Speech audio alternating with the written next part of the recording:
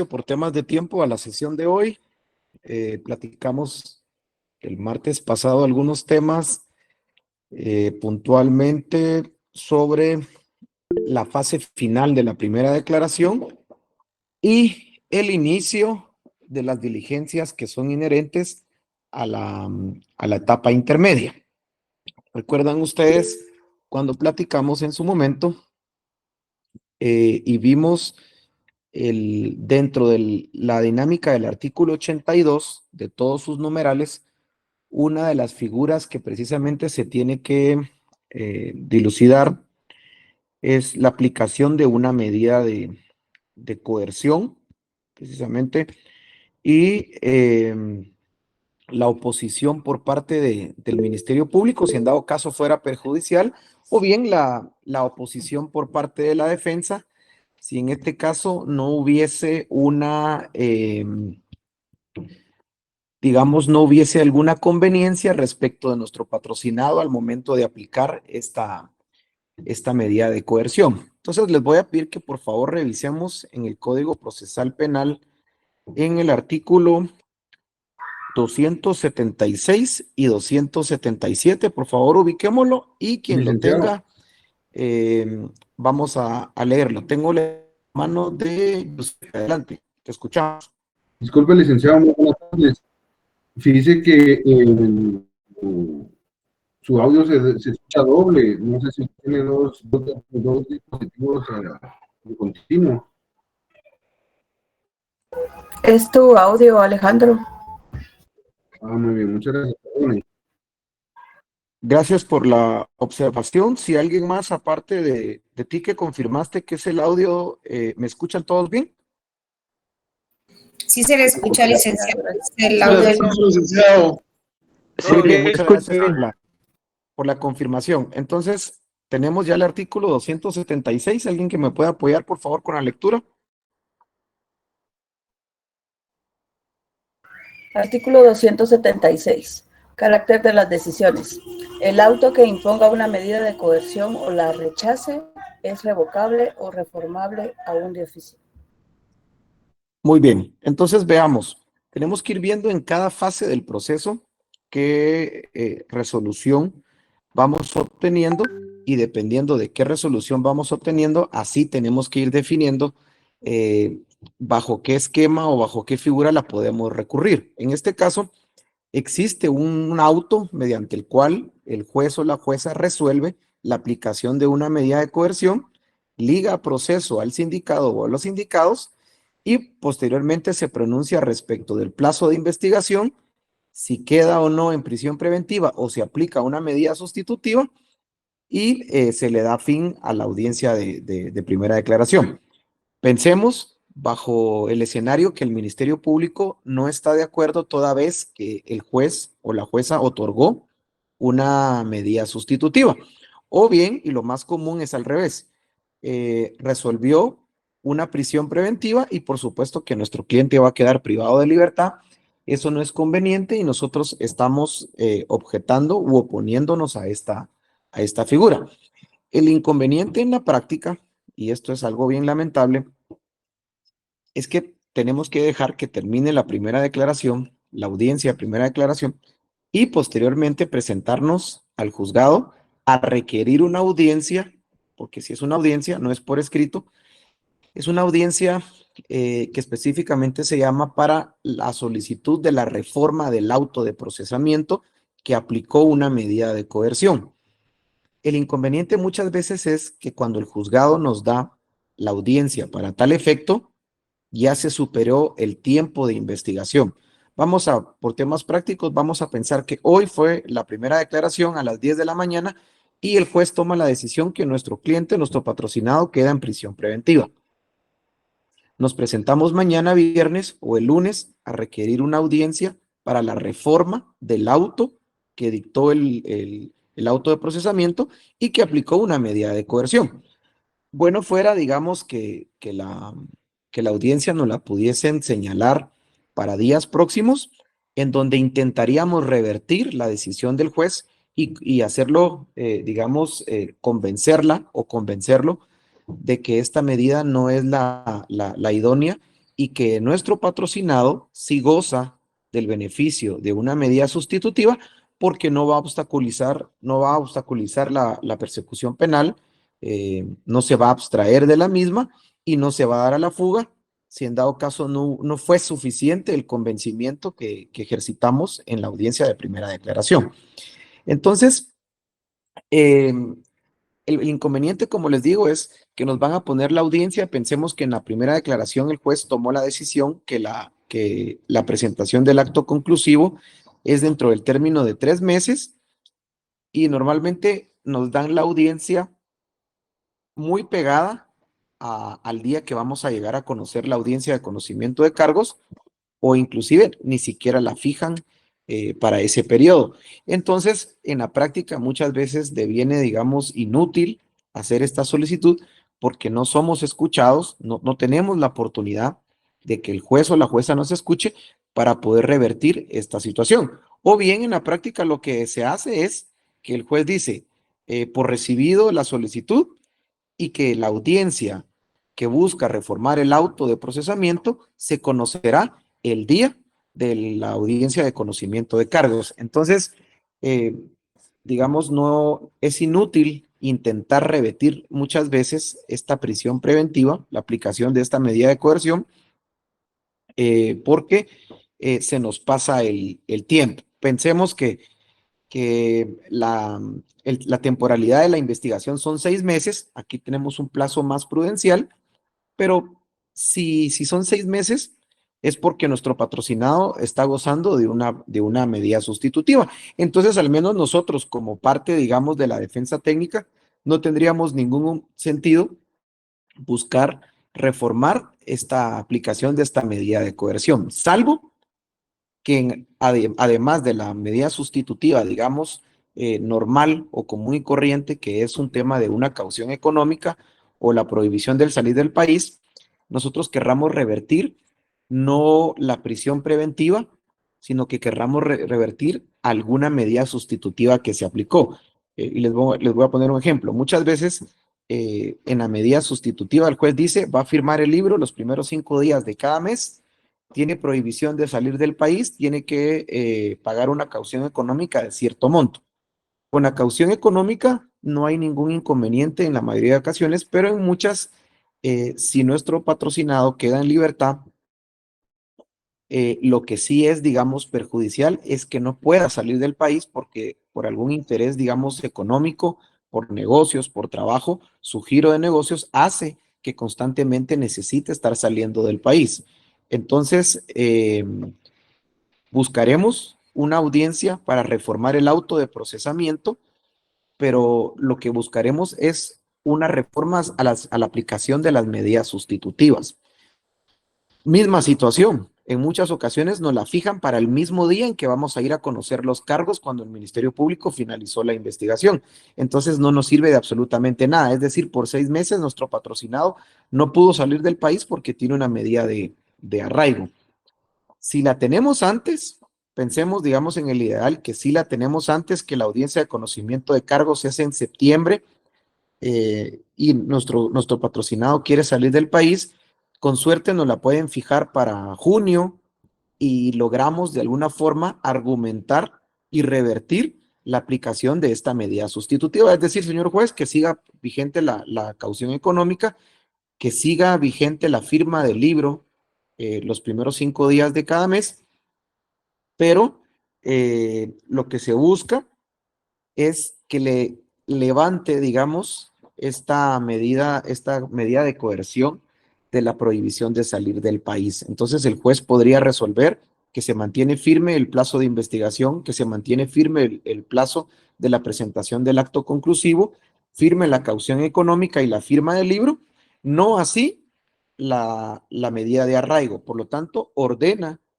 a que su juzgado se gire el oficio correspondiente al Instituto Guatemalteco de Migración para que se anule en el sistema esta restricción de que pueda salir del país por cualquiera de las fronteras correspondientes. Entonces, sí lo podemos revertir, es decisión de los jueces poderlo llegar a hacer y no basta en muchas ocasiones reiterar la solicitud que hicimos en audiencia de primera declaración.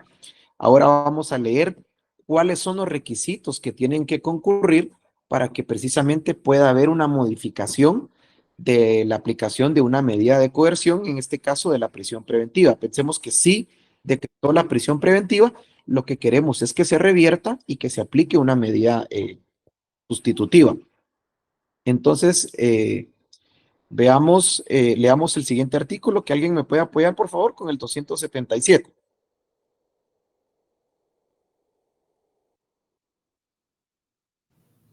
Artículo 277. Revisión a pedido del imputado. El imputado y su defensor podrán provocar el examen de la prisión y de la internación o de cualquier otra medida de coerción personal que hubiere sido impuesta en cualquier momento del procedimiento, siempre que hubieran variado las circunstancias primitivas. El examen se producirá en audiencia oral, a la cual serán citados todos los intervinientes. El tribunal decidirá inmediatamente en presencia de los que concurran. Se podrá interrumpir la audiencia o la decisión en un lapso breve, con el fin de practicar una averiguación sumaria. Muy bien, muchas gracias. Entonces, subrayen por favor la parte que dice que se podrá reformar siempre y cuando hayan cambiado las circunstancias primitivas. ¿Cuáles son esas circunstancias primitivas? Alguien que quiera participar y me pueda decir a qué se refiere esas circunstancias primitivas. Brian. Que ya no haya peligro de fuga ni peligro de obstaculización a la averiguación de la verdad. Excelente. Muy bien, Brian. Muchas gracias. Es correcto. ¿Por qué vamos a acudir, digamos, frente a la juez o al juez? Para Yadira, que está preguntando, artículo 276 y 277. Para quienes se acaban de incorporar, estamos abordando el tema de la reforma del auto. Precisamente dispone la aplicación de una medida de coerción, en este caso, la prisión preventiva, que nos interesa a nosotros como defensa revertir que nuestro cliente quede en prisión preventiva. ¿Cómo podemos revertirlo? ¿Cómo podemos buscar revertir esta figura? Mediante la solicitud de una audiencia ante el mismo juez competente, el juez contralor de la investigación, una audiencia que precisamente tenga como fin conocer y reformar el auto que dispuso en primera declaración la aplicación de una medida de coerción, en este caso, la prisión preventiva. En el artículo 277 que acabamos de leer, nos estamos percatando que el legislador consideró que los sujetos procesales pueden requerir la modificación, en este caso, del auto de procesamiento, siempre que las circunstancias primitivas hayan variado. La respuesta de Brian es correcta. ¿Cuáles son esas circunstancias primitivas? Las encontramos, se recuerdan cuando vimos cuándo se puede sustituir una prisión preventiva. Cuando no haya obstaculización a la persecución penal, y el artículo desglosa, y cuando no haya un peligro de fuga. De tal forma que si nosotros acudimos al juez que dictó dicha resolución, con la misma solicitud, pero con las mismas circunstancias primitivas, pues es por gusto que lo vayamos a hacer. Es decir, se mantiene vigente la misma circunstancia. ¿Cuándo se modifican las circunstancias primitivas? Bueno, hay muchos casos en donde fueron de primera declaración, en casos de alto impacto, en donde aprendieron a varios sindicados, exministros, exdiputados, expresidentes, y posteriormente a la primera declaración, el Ministerio Público llevó a cabo allanamientos en distintas instituciones públicas, secuestró expedientes, secuestró vehículos, citó a personas a rendir testimonios a la fiscalía que estaba conociendo el caso, inmovilizó, precisamente inició un proceso judicial totalmente independiente de extinción de dominio. Entonces, después de todo esto, sí tiene una lógica que lleguemos ante un juez y le digamos, señor juez, ¿cómo podría mi cliente, mi patrocinado, cómo podría mi patrocinado obstaculizar o influir en un testigo cuando los testigos ya rindieron declaración y ahora en actas del Ministerio Público su declaración testimonial.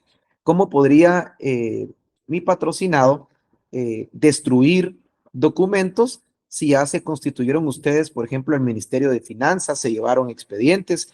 ¿Cómo podría abstraerse de la investigación si secuestraron bienes, si secuestraron objetos, cantidades de dinero? Es decir, en cuanto a la obstaculización, ya se ve superada y dice, a ver, veamos, les pido que por favor hagamos una cosa.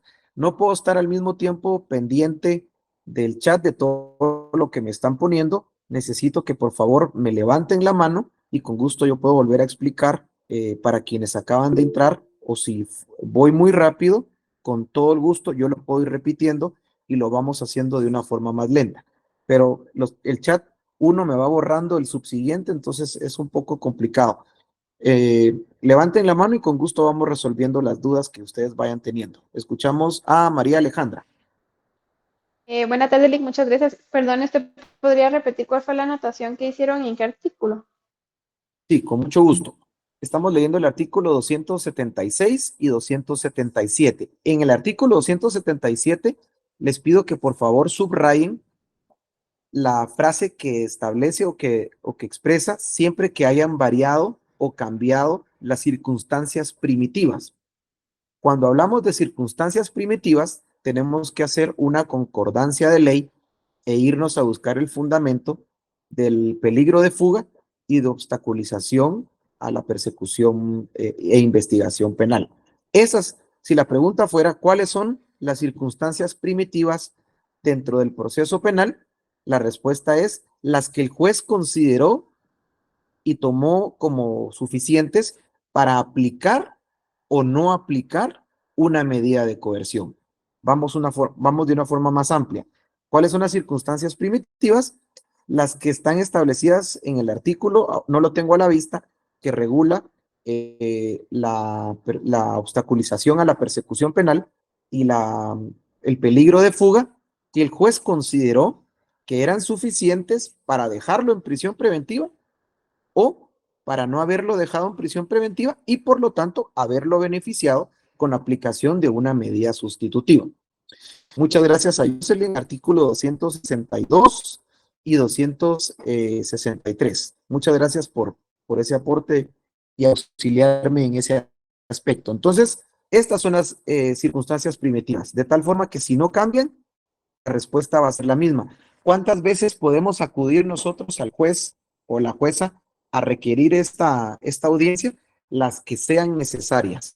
Inclusive, una vez llevada a cabo la etapa intermedia, inclusive hayamos empezado el debate oral público, nosotros podemos requerirle al juez que nuevamente analice reformar esta medida de coerción, con la diferencia sustancial que la etapa intermedia sigue siendo ante el mismo juez que controla la investigación. Es decir, la etapa preparatoria y la etapa intermedia vamos a estar ante un juez unipersonal y es el mismo juez que conoció desde un inicio en la etapa preparatoria, primera declaración, y es el juez que conoce hasta tomar la decisión de someter un expediente a un debate oral y público. ¿Cuándo cambia el juzgado? Cuando nos vamos a un debate oral y público, porque aquí estamos ante un tribunal de sentencia, compuesto e integrado por 3 jueces o juezas, quienes toman una decisión colegiada, salvo que sean casos de menor trascendencia y que la propia ley establece que aún siendo de categoría de sentencia, para efectos, digamos, de celeridad procesal, no tiene que estar integrado el juzgado por los 3 magistrados al mismo tiempo, sino basta con que esté un juez, pero siempre sigue siendo un tribunal. Por ejemplo, les voy a poner un ejemplo muy puntual. En casos de femicidio, cuando se juzga un delito público por algún delito de violencia en contra de la mujer, dependiendo del tipo de delito y la pena que se espera, obliga a la ley a que tengan que estar en las audiencias los 3 jueces, el presidente y los 2 vocales o las 2 vocales, Pero hay ciertos delitos que establecen que si la pena no excede de cierta cantidad de años, de 15 años, entonces, siendo el mismo tribunal el que conoce, la audiencia la puede llevar a cabo únicamente un juez, ¿sí? No los tres, a manera que paralelamente el tribunal, que está integrado por tres, paralelamente pueda llevar a cabo tres debates distintos y que no siempre tengan que estar sentados los tres al mismo tiempo para efectos de ir avanzando. Agradezco a Marco Antonio García el acuerdo que específicamente le da vida a un juez unipersonal de sentencia, que modifica, digamos, el tema de la estructura. Sigue siendo un juez de sentencia porque es un juez que profiere y dicta una sentencia, pero que es de forma unipersonal. Entonces,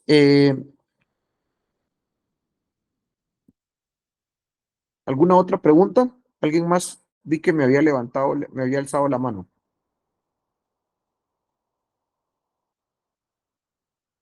¿No? Sigamos entonces. El, el mismo juez, quiero ver aquí la pregunta. El mismo juez, sí, así es. El mismo juez. Pensemos en los casos, en su momento, los casos de alto impacto, que en donde estaba CICIG todavía. Pensemos en el juez Miguel Ángel Gálvez. Él conocía desde la primera declaración, conocía toda la etapa intermedia, y si se abría debate oral y público, ya pasaba a un tribunal, pero como eran casos de alto impacto o casos de mayor riesgo, que es lo correcto por el acuerdo que le da vida a este tipo de competencia específica, el tribunal no era un tribunal de sentencia penal común, sino es un tribunal de mayor riesgo, de igual forma, integrado por tres jueces. Aquí cambiamos totalmente de juez, ya no es el mismo, pero ante el mismo tribunal podemos requerir que, porque ya se modificaron las circunstancias primitivas que dieron vida a que quedara en prisión preventiva, pues que entonces se autorice la aplicación de una medida sustitutiva. Y el mejor ejemplo de un caso que se dio hace un par de semanas atrás, cuando se le requirió al juez que el expresidente Otto Pérez Molina pudiese quedar en libertad bajo el control telemático, previo pago de una caución, porque en su momento el juez consideró que sí había un peligro de fuga por las penas esperadas. Son 5 casos que está enfrentando. Si sumamos, pensemos que fuese condenado por todos los delitos que el Ministerio Público le imputó en cada uno de esos 5 casos, pues la cantidad de años queda bastante alta. El criterio lógico es, si una persona va a ser condenada o posiblemente condenada a tantos años de prisión, le conviene más abstraerse y darse a la fuga y no enfrentar la justicia con este tipo de, digamos, de procesos. Entonces, como ya se modificaron las circunstancias primitivas, es decir, el Ministerio Público ya tiene peritajes, el Ministerio Público ya tiene inclusive testimonios de testigos protegidos bajo la figura de colaborador eficaz de la ley de delincuencia organizada, secuestró, extinguió bienes, tiene cámaras, tiene interceptaciones telefónicas, es decir, cuenta con un montón de medios de prueba. Ella ha guardado prisión preventiva durante muchos años. Entonces, se modificaron las circunstancias primitivas y el juez entonces, ya después de una etapa intermedia en donde ya hay varios debates iniciados de estos casos, un tribunal toma la decisión de beneficiarlo con aplicación de algunas medidas sustitutivas. Y una de esas medidas sustitutivas fue el pago de una caución económica por el monto de 10 millones de quetzales.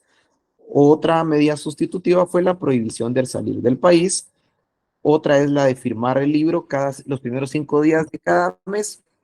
Y otra es el control telemático. Es decir, no solo basta con que hayan modificado las circunstancias primitivas, sino le vamos a colocar en uno de los pies este sistema en donde se puede rastrear el lugar en donde se encuentra, que precisamente es el sindicato quien tiene que cubrir con todos los gastos. No todos, el Estado no es quien cubre los gastos de este control telemático, sino que es el sindicato. Por supuesto que es un costo, digamos, significativo y que el Estado no va a absorber de momento porque no solo se paga el dispositivo con ubicación satelital, sino también se paga a la empresa que precisamente controla la ubicación y que él no irrespete precisamente el lugar en donde tiene que guardar no solo el arraigo de salir del país, sino en muchos casos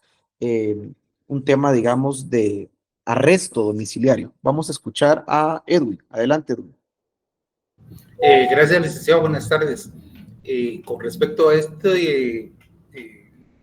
esta medida del control telemático, también estaba sabiendo que esto es previo a un análisis del caso del sindicado o del reo en este caso, para poder él, como decirlo, optar a esta medida sustitutiva. ¿Es cierto al respecto? Sí, digamos, siempre tiene que existir un análisis. El Ministerio Público se va a negar rotundamente, pensemos, porque el, el arresto domiciliario y el hecho que se tenga un control telemático exige que exista una respuesta inmediata si en dado caso, digamos, se viola el área geográfica para la cual está registrada. Y el control telemático, digamos, suena un poquito, digamos, la palabra como que si fuese algo fuera de lo común, pero no es nada más que un dispositivo GPS que al menos una persona común y corriente con cualquier objeto no se puede retirar del pie, que tiene una geolocalización que se registra en el mapa, un rango de circunferencia en donde puede existir una movilización y que excedido cierto límite, pues entonces genera una alerta. Y esta alerta tiene que existir alguien que esté pendiente de esta alerta para que realmente accione o reaccione ante esta alerta. La pregunta hasta acá es, no tengo el conocimiento exacto de cuántos controles telemáticos están autorizados y funcionando hasta el momento y la eficacia, digamos, del mismo.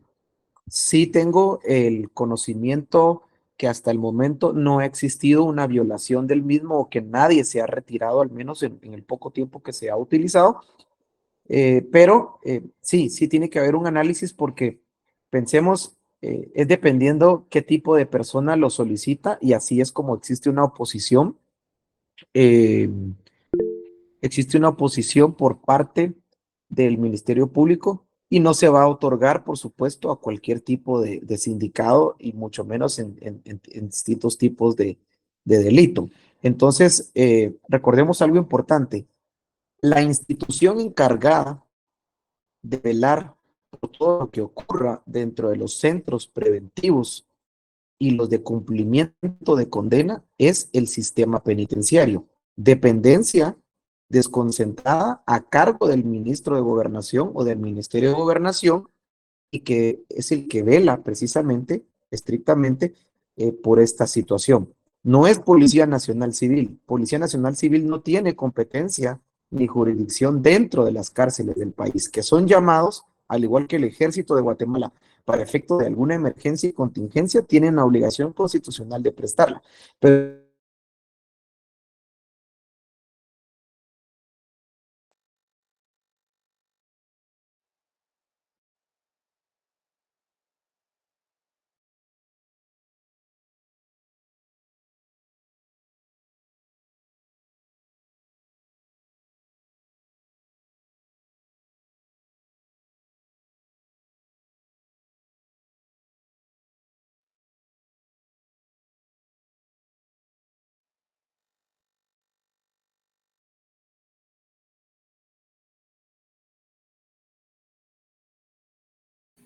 Fue por un apagón de energía eléctrica, compañeros, no tanto por la red.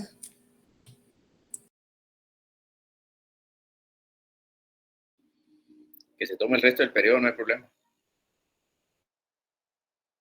Esperemos si se puede conectar, yo les informo. Esos fueron los bulgueros. Gracias. Eso fue por la declaratoria que empezó. Es el destino que no recibamos clases. Señales divinas. Convocatoria.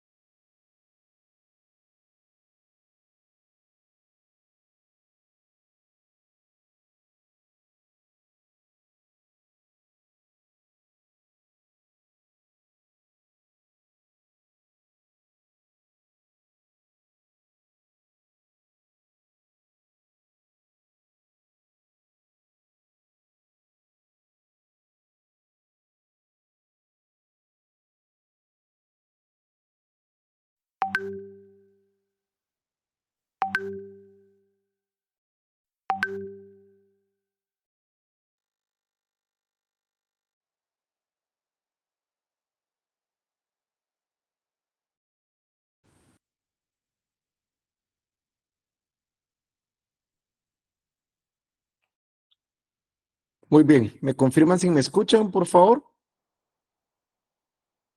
Sí, licenciado, gracias. Muy bien, muchas gracias. Tuve un inconveniente de pérdida de energía eléctrica, entonces se desconectó la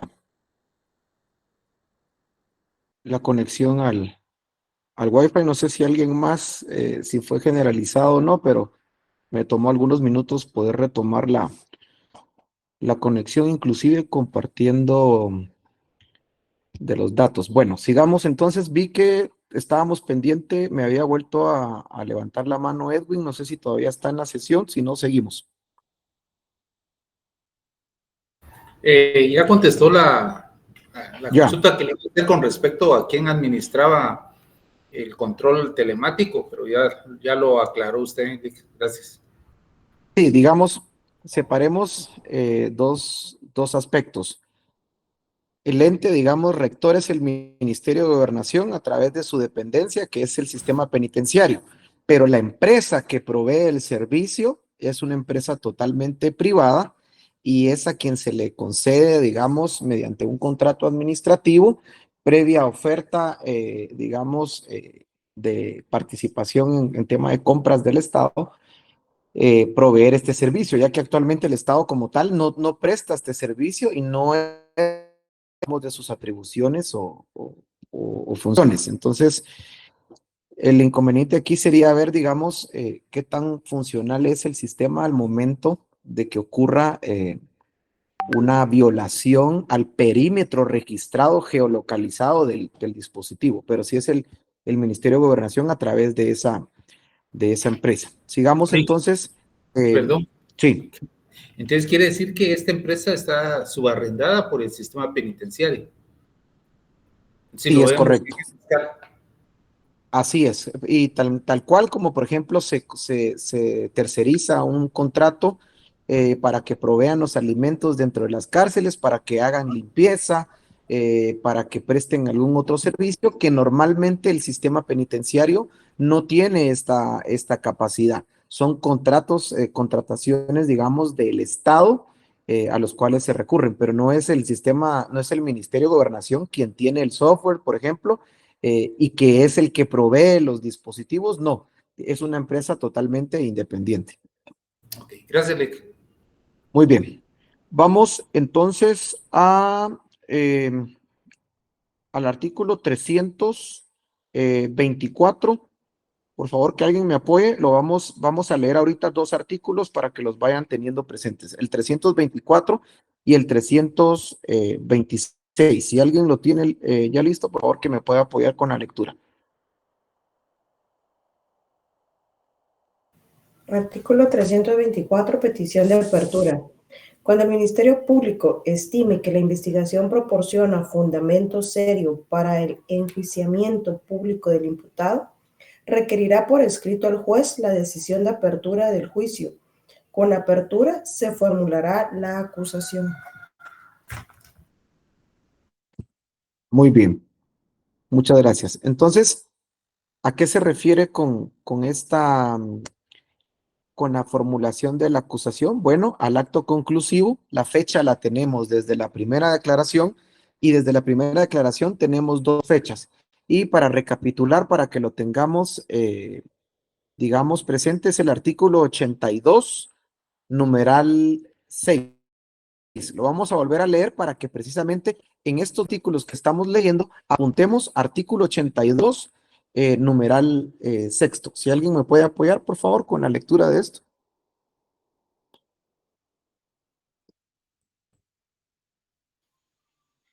El fiscal y el defensor se pronunciarán sobre el plazo razonable para la investigación.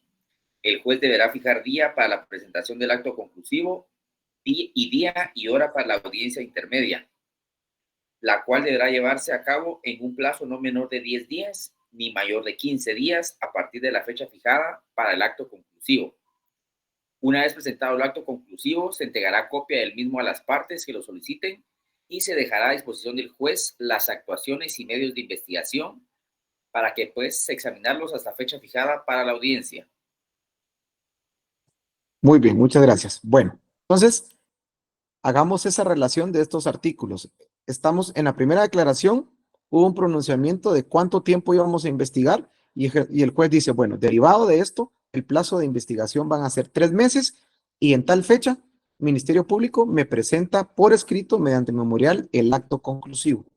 ¿Sí? Y tantos días después, no menor de ciertos días ni mayor de otros días, como lo establece el artículo 82, se lleva a cabo la audiencia en donde se va a conocer lo que días antes el Ministerio Público presentó. No sabemos si es acusación, ¿sí? No sabemos si es la solicitud de alguna medida alterna de resolución de conflictos o una medida desjudicializadora, que fueron las que platicamos la última vez, o que sí presenta una acusación y por lo tanto requiere que se abra debate oral y público, que se abra juicio para efectos de que se siga avanzando en el proceso y que se determine la culpabilidad y el grado de participación de uno o más indicados. Entonces, apuntemos en estos dos artículos, en el artículo 324, hagámosle una anotación, artículo 82, numeral 6, que es la presentación del acto conclusivo. Fundamento legal del acto conclusivo, artículo 324. ¿Desde qué fecha o en qué audiencia queda establecida la presentación del acto conclusivo? Fundamento legal lo encontramos en el artículo 82, numeral 6. Entonces, aquí se presenta la acusación. Si hay argumentos para poderla hacer, el memorial va a determinar y va a desglosar que derivado del tiempo de investigación se citaron a ciertos testigos, se requirieron al INASEF ciertos peritajes, se requirió al Ministerio de Gobernación o a Tránsito determinadas grabaciones que con autorización del juez se obtuvieron interceptaciones telefónicas mediante la unidad de métodos especiales y por lo tanto, bajo todos estos medios que no se están diligenciando, se están enunciando con qué es lo que se cuenta, se formula formal acusación en contra del sindicato tal por los delitos tal y tal con fundamento legal en el Código Procesal Penal y el Código Penal.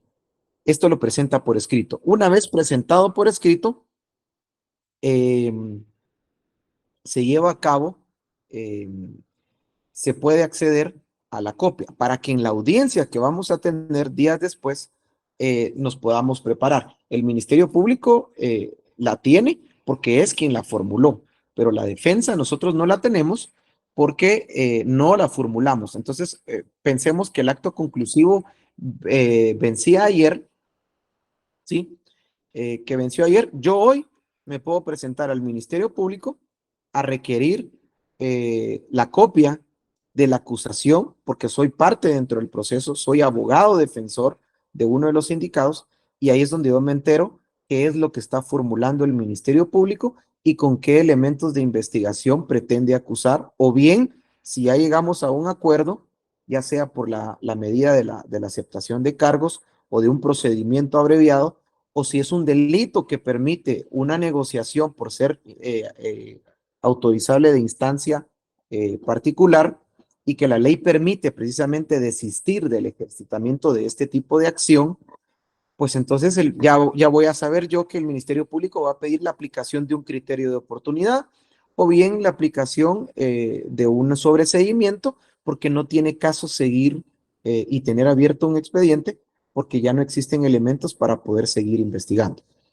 Lo que no me voy a enterar antes es que el Ministerio Público necesita más tiempo. Entonces, al requerir la copia del memorial, me voy a enterar que el Ministerio Público formuló una solicitud de una clausura provisional o bien de la prórroga del plazo para la investigación. Si era la prórroga del plazo, es mediante audiencia. No puede ser, esto no es un acto conclusivo. Entonces, me llegará una notificación al casillero donde establece que a requerimiento del Ministerio Público se fija una audiencia en el juzgado en tal hora, en tal día, y la solicitud o la audiencia tiene por objeto la prórroga, porque no es, digamos, sin audiencia de la parte contraria. Yo me puedo oponer a esa ampliación como abogado defensor, ustedes se pueden oponer como abogados o abogados defensores a esa ampliación. Normalmente el juez sí concede esa ampliación y pues a veces, dependiendo de qué circunstancias sean, muy poco se puede hacer al respecto.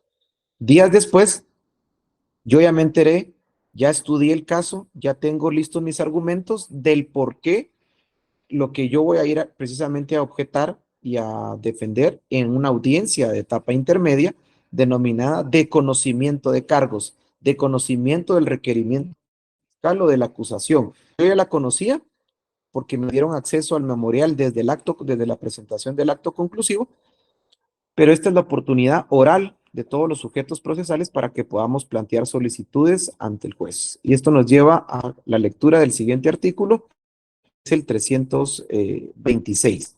Si me puede apoyar, por favor, con la lectura. Edwin Rolando, por favor. Sí, mi camarita. Artículo 326. Orden de acusación.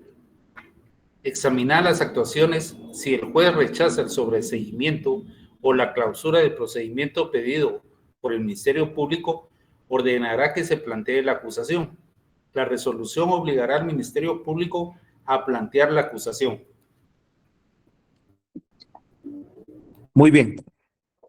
Esto quiere decir, ¿se recuerdan en la clase anterior? Que muy de acuerdo puede estar el Ministerio Público con la defensa del sindicado, pero quien autoriza es el juez. Y en muchas ocasiones hemos llegado a una judicatura con un acuerdo previo con el Ministerio Público, porque siempre tiene que estar de acuerdo el Ministerio Público, es el ente investigador, y el juez dice, no lo autorizo. no autorizo la figura de la aceptación de cargos, no autorizo la aplicación de un criterio de oportunidad, no autorizo que esto se sobresea, o Ministerio Público, no al lugar su solicitud, y entonces, aunque tuviésemos un acuerdo, los sujetos procesales intervinientes, es el juez quien califica y quien autoriza. Y de no autorizarlo, entonces le fija un plazo. Y ahora otorgo la palabra a Daniel.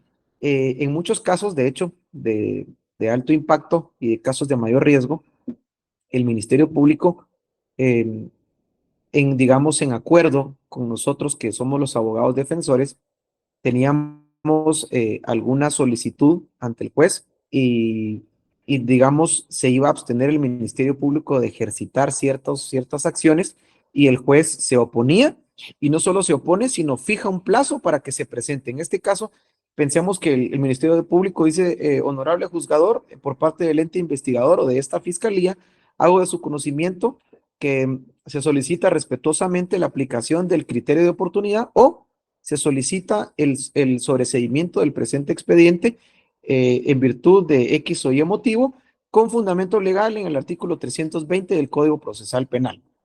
Me otorga la palabra a mí como abogado defensor y se establece que en consonancia con la solicitud del Ministerio Público y a favor de mi patrocinado, solicito de igual forma la aplicación de un criterio de oportunidad o bien de un sobreseimiento. Viene el juez y dice, no, esto no procede, y no solo no procede, sino le fijo el plazo al Ministerio Público para que en determinadas horas me presente una acusación. Es decir, es el juez quien lleva la batuta de esta circunstancia, es el juez quien impone los límites. ¿Y en qué casos pueden darse? Cuando evidentemente el delito no es susceptible de la aplicación de este tipo de medidas a favor del sindicado, o que es evidente que el Ministerio Público está faltando a su deber de investigación y por lo tanto quiere digamos, abstraerse de ejercitarla maliciosamente, pensemos, en contra de la justicia y el Estado, y en principio el juez de garantías, un juez con probidad, con honradez, tiene que poner ciertos límites para que esto no se lleve a cabo. Vamos a escuchar a Daniel y después vamos con Emerson.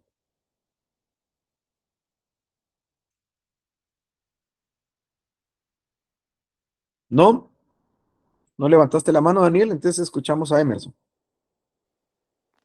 Esta decisión que el juez toma la tiene que fundamentar mediante alguna resolución, ¿no?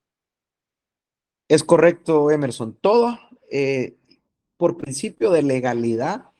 El principio de legalidad, digamos, está inmerso en muchas áreas del derecho y en esta, que es el área penal, siempre tiene que existir, porque recordemos que estamos en una situación drástica de juzgar que si una persona pierde o no su libertad y si es responsable o no. Entonces, por principio de derecho de defensa y por principio de legalidad, si yo pido algo, tengo que decir con fundamento en qué lo estoy pidiendo. Si me opongo a algo, de la misma situación. Y todas las resoluciones del juez o de la jueza tienen que ser razonadas y fundamentadas, de tal forma que si el juez toma una decisión, pero no la fundamenta, tenemos mecanismos de defensa dependiendo en qué tipo de etapa estemos para poder presentar una actividad procesal defectuosa, una objeción si fuese en el debate oral y público, si es una resolución de trámite, una revocatoria, si es una resolución final como la sentencia, una apelación especial, si me la niegan y yo la presenté, y no existe algún otro recurso, puedo plantear un recurso extraordinario de amparo porque se está violando algún derecho. ¿Y cuál va a ser el acto reclamado? La no fundamentación o argumentación, o que no existe un artículo que le permite al juez resolver de esa forma o que su oposición no está fundamentada. Entonces, deviene ilegal, digamos, que tome este tipo de decisiones. Inclusive un juez puede cometer el delito de resoluciones violatorias a la Constitución. Entonces el juez es muy precavido, es muy cauto al momento de resolver y siempre hacen audio y al momento de terminar su resolución siempre suele decir, y lo anterior lo hago con fundamento o la resolución apegada a derecho conforme a los artículos Y si alguien ha tenido la oportunidad de entrar como oyente o ha visto o ha escuchado, ha visto televisadamente o ha escuchado un audio de los que en los que participamos, siempre es, y esto con el fundamento, y hasta suena un poquito chistoso porque empiezan a recitar la serie de artículos que van desde los más generales como la Constitución hasta los más específicos que son las leyes especiales en materia penal. Entonces siempre tiene que ser fundamentada y razonada. Gracias. ¿Alguien más tiene otra duda?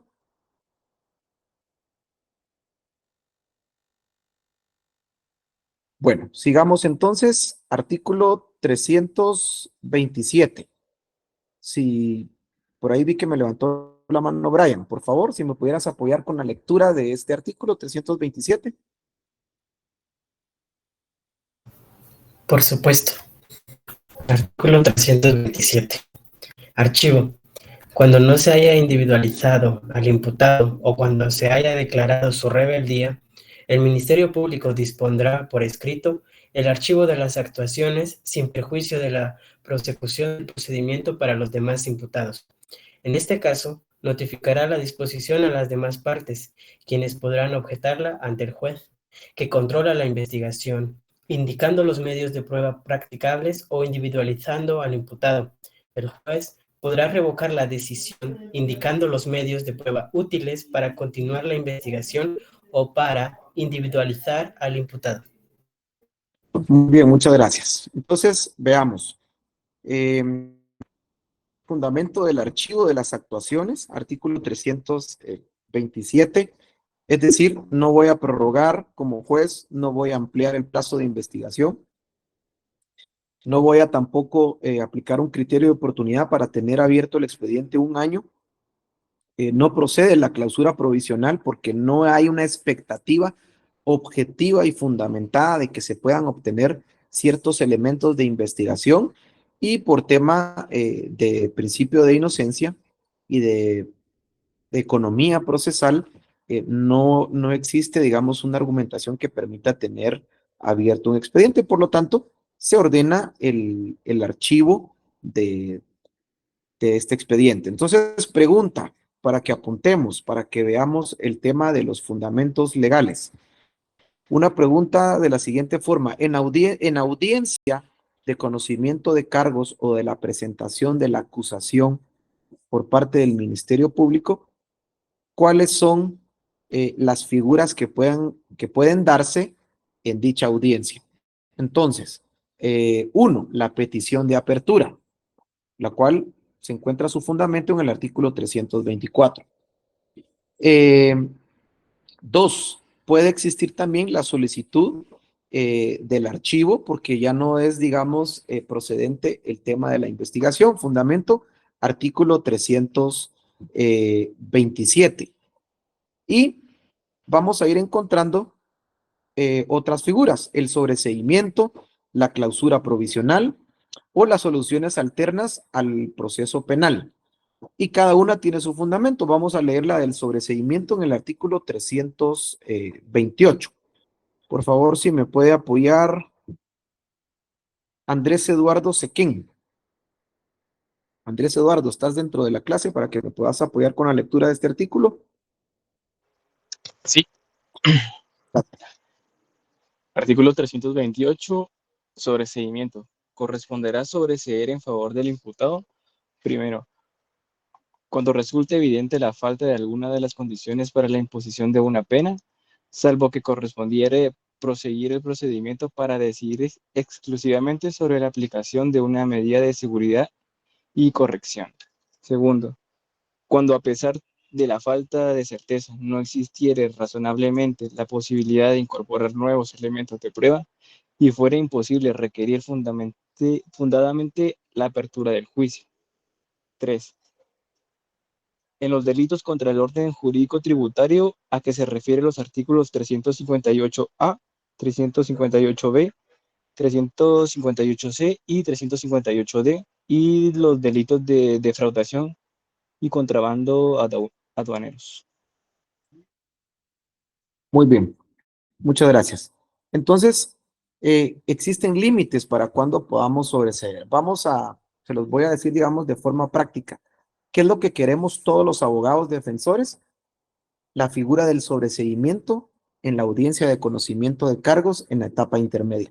Ese es el mayor éxito, digamos, es la medalla de oro que podemos obtener en la audiencia de conocimiento de cargos, porque entonces el juez dice, a ver, ni voy a prorrogar, ni voy a ampliar, ni voy a clausurar, lo que voy a hacer es sobreseer, porque no hay elementos para seguir investigando, ni tampoco para seguir persiguiendo penalmente a una persona, y por lo tanto, hasta aquí llega el sobreseimiento. Se puede oponer el Ministerio Público, por supuesto, lo puede apelar y puede fundamentar el por qué no es, digamos, procedente el tema de un sobreseimiento. Y cuál es la medalla, digamos, de oro para el fiscal, que es el ente investigador, es quien persigue la persecución penal. En este caso es la apertura a juicio, ¿sí? Y lo decía un alumno en el martes, que los abogados se miden por cuántas sentencias absolutorias y los fiscales por cuántas sentencias condenatorias. Pero eso es a la fase, digamos, final. La fase intermedia en la cual estamos en este momento nos van a calificar por cuántas aperturas a juicio hemos obtenido como fiscal, porque eso quiere decir que yo no solo investigué bien en la etapa, digamos, de investigación, sino que fui suficientemente convincente con mi argumentación de convencer al juez que había que irnos a un proceso a investigar. Y de la misma forma, o de forma, digamos, contraria o contrapuesta, en la misma situación, en la misma línea, es que un abogado defensor haya logrado argumentar el por qué no procede una apertura a juicio, porque los elementos son débiles, porque la investigación no es, digamos, sólida, y por lo tanto, entonces, estas son las figuras que nos convienen, son los extremos. Sobreseimiento nos conviene a los abogados defensores y la apertura a juicio le conviene a los fiscales. Pero como en todo, siempre existen, digamos, tonos medios, siempre existen intermedios, entonces podemos ir viendo, bueno, si nuestro patrocinado realmente sí cometió el delito y hay elementos suficientes y ya nos percatamos como abogados defensores que la fiscalía tiene buenos medios de prueba, entonces vamos buscando qué es lo que nos va conviniendo. Abogados, digamos, han buscado la figura de, bueno, convertirte entonces en un colaborador eficaz, ¿sí? Y soltar toda la sopa, como lo decimos de forma coloquial, en contra de la estructura, acogete a la figura de colaborador eficaz como testigo protegido, declara en contra de la estructura y obtengamos un beneficio de una pena menor por esta situación. O bien, aceptar el cargo, aceptar el delito que se te está increpando, imputando, y acojámonos al tema de la aceptación de cargos para que la fiscalía sea más favorable y que pueda aplicar una pena menor de la estipulada dentro del Código Penal. Digamos, si quisiéramos de alguna forma buscar un acuerdo, pero también existe de la otra parte, ¿sí? El Ministerio Público muchas veces acepta o reconoce que su investigación es débil, ¿sí? Y por lo tanto es el Ministerio Público quien busca la figura del colaborador eficaz. Entonces, tiene un acercamiento, busca, digamos, a un hilo, a un eslabón, y en estos casos, por ejemplo, ustedes vieron hace un par de días el caso de Alejandro Sinibaldi, que precisamente su secretaria es quien fue acogida, digamos, como la figura de colaboradora eficaz y es la que presta declaración testimonial en contra de él y de muchos otros sindicados, en ciertos casos, digamos, tipificados como corrupción. Entonces, cuando el Ministerio Público se percata que no tiene un expediente sólido, busca también este tipo de figuras para fortalecer, porque no pudo encontrarlas o hallarlas de la forma, digamos, tradicional. Y dentro de estos mismos, digamos, tonos intermedios es, bueno, si el delito lo permite, pues el sindicado va a buscar un resarcimiento a favor de la víctima, el delito así lo autoriza según la ley, y entonces se busca la aplicación de un criterio de oportunidad se busca la aplicación de alguna suspensión de la persecución penal a manera, digamos, de encontrar ciertos tonos, digamos, intermedios y no irnos a los extremos. Entonces, el sobreseimiento, precisamente cuando no se puede ya seguir investigando. No hay formas, digamos, objetivas de seguir investigando, pero la propia ley establece a favor del Ministerio Público que pueda oponerse al tema del sobreseimiento. Vemos casos también en el día a día en donde tomaron una decisión, el Ministerio Público tomó la decisión de no seguir investigando ciertos casos y pues si el Ministerio Público lo solicita, es el juez quien, digamos, enmenda la plana y le dice, por supuesto que sí tiene que investigar. Y es más, como este día usted tenía que venir a presentar una acusación y no la está trayendo, le voy a fijar un plazo para que me la presente. Entonces, es el juez quien califica estas circunstancias. Artículo 330, el valor y los efectos del sobreseimiento. Alejandra Galvez, por favor, si tú me puedes apoyar a la lectura del 330. Buenas noches. Valor y efectos. El sobreseimiento firme cierra irrevocablemente el proceso con relación al imputado en cuyo favor se dicta.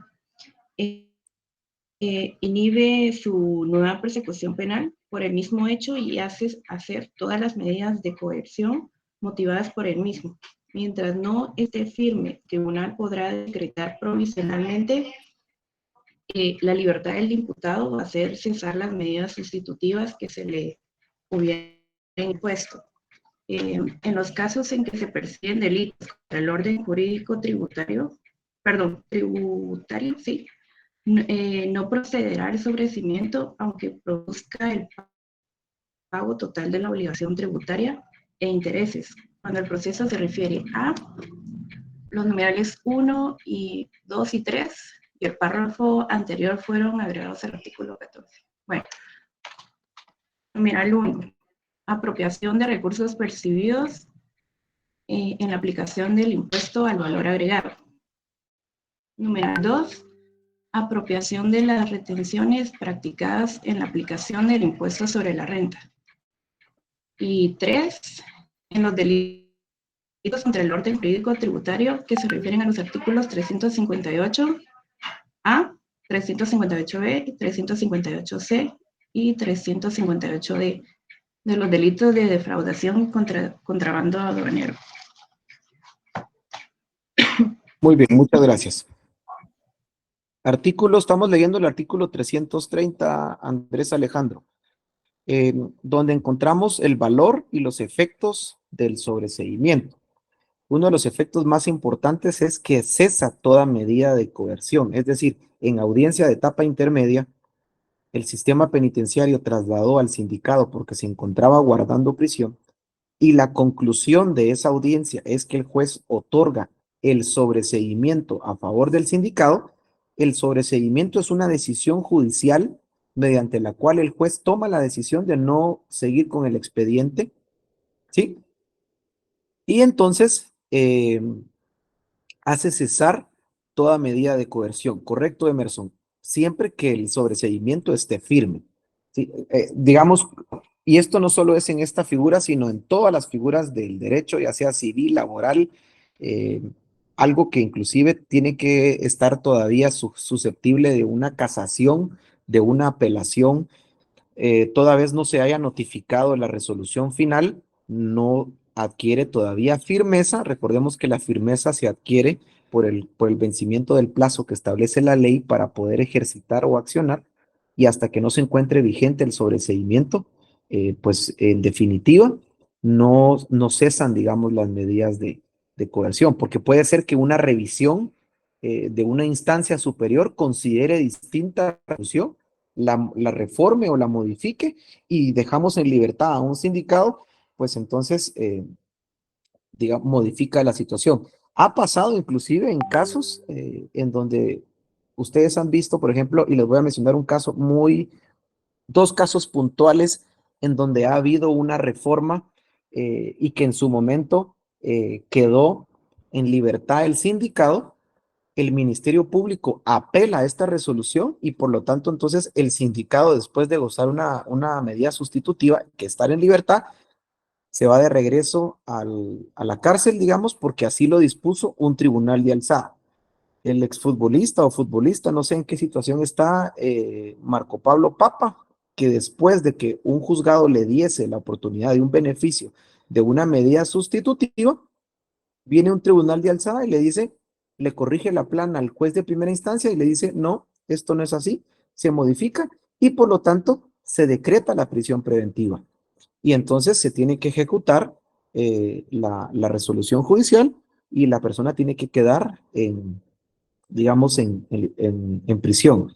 Y otro caso de los que precisamente se ha vertido últimamente es el tema en donde vemos que un funcionario queda en libertad y con una resolución, entonces siempre sigue, digamos, es este fiscal Estuardo Campo, que está siendo investigado. Él fue fiscal de delitos en contra de la corrupción o delitos administrativos, no recuerdo, fue hace varios años ya atrás, en donde había sido beneficiado con una medida sustitutiva, se hace una resolución que modifica esta decisión y se decreta nuevamente la prisión preventiva. Entonces, sí podemos ver estas modificaciones, ya sea por el mismo juez, por delitos administrativos. Muy bien, muchas gracias, Edwin.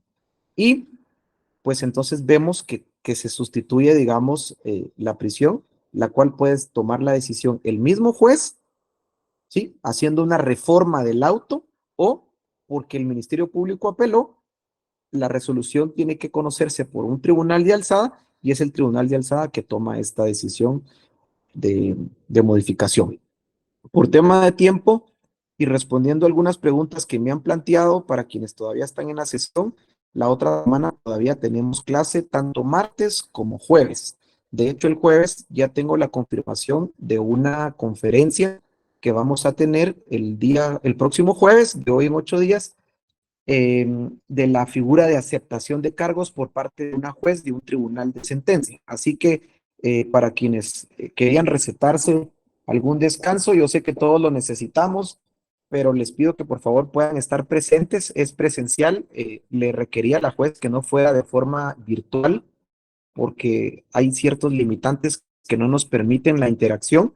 Entonces la conferencia va a ser presencial el próximo jueves 17:30 para que hagan el esfuerzo todos en sus trabajos, casas, horarios y que podamos vernos ahí. Entonces nos vemos, que tengan una excelente noche y nos vemos el próximo martes.